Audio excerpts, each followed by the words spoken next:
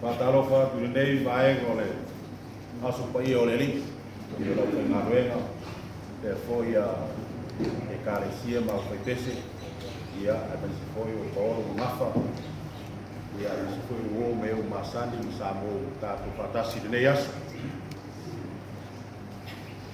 ele sei se tu tala leu pe fa so savili pe fa ngota fo sao e fengta de nei aso ta ua o ei fa mo moenga mo le lotu fa le aingo so na tu ya Tauiliili ia po le sunga fono fo e talai ga ya Pupualii o tu la ya tuai mo nga fa roalo ya fio mai ma tala mai o ao pa io e kalesia e fio ta tu fa tasi de aso ta to te moli mawina e ola ma le soi fo lana ona ia o le nei aso mo le fa mo moe ia o lunga lama o le puipuinga i wha mai wa iei le tari tununga o ainu alua o whātaunu mai neiro tātou wha moe le tātou rotu wha le aingo mori mau o leo leonga tātou o te si vaenga ia ma uma i nei le tātou wha moe ia o se atu leo sāle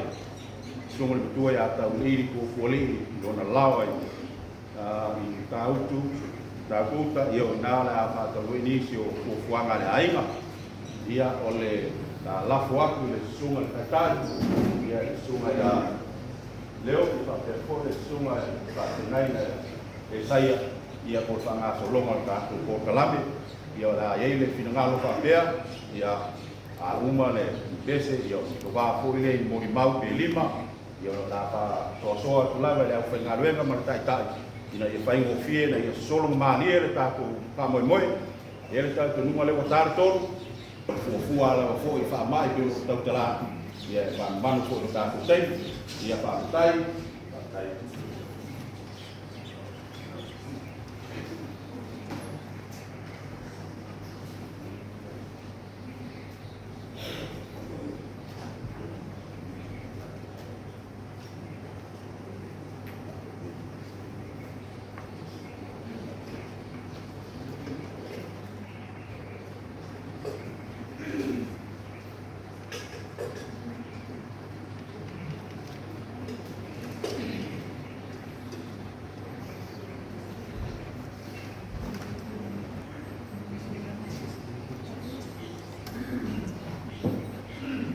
Ia no ta whao na ta whanua ma o wha poi poi lia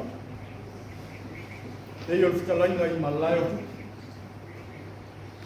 a wapa ia sa o le nu o le antua ni ne tau afiafi o lona sampa ia le pa ia whaatala le lei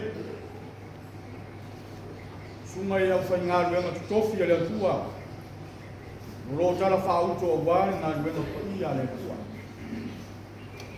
Le pa ia o aina na lua, wō mai masani. Mai se le ki nā iantoni, ma le whanau, ma le aina whanau. Leo o tātou poto i sinawe ma maunu tōtua, wāsau lina a mata tātou ka māia Pupualii. Wala au atu mele ngā whāroa, tu whatasi o tō whinangalo mo tātou lotu. Tātou awe ai le vi inga i atua i lea fia. Tātou sisi whatasi le pu o le manmano te riso i le suafo le tamā, le alo mele ngā whaia. Le ali e, ia e matua furu mai a te au i lau a lea. Mai e whamama i a te au i lau wangsa. Tātou ki tāu. Mātou te tūlai o ruma a ngāna pa ia. A o mātou whākastasi i lo suafa. O na oe te taitai mātou. E whape whea no mātou whātau ui. Mātou te vai māngasa. A oe te whātanga ina i mātou e asia e le whinunia. Aua nei a vealo mātou walea e toso ai mātou ilano i ala se. Ma ia mātou malanga whātasi i leo lai whāwau. Aua nei o mātou se ese mai ala o le mea monu i malasa. O mātou tāro sangaina nei mea uma i ate oe. Lo ngalua e soso mea, soso taimu, i le mafutanga ma le tamama le ala. I whāga.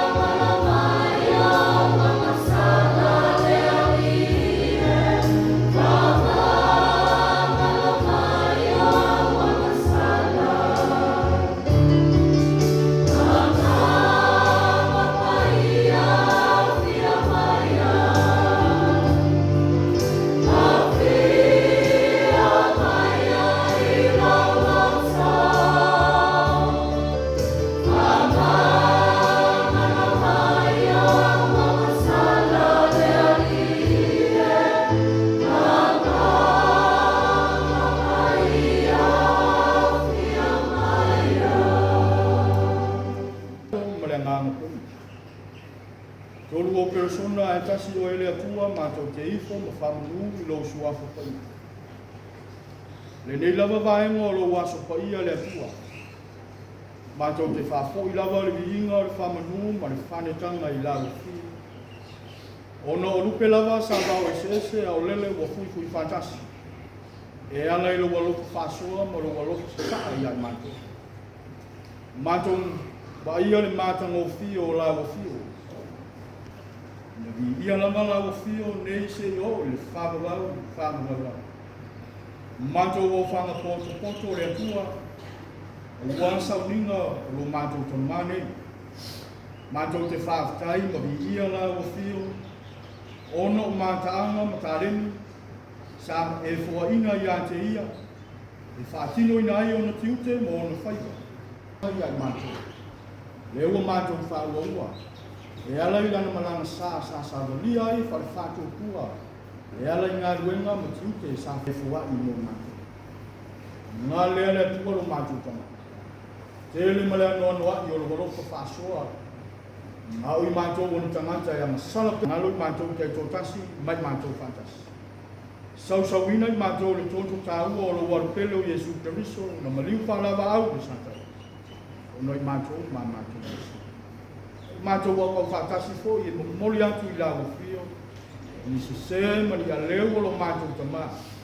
Au whātino ina ai ona tiute mo na whaiwaro fi lima I le neora.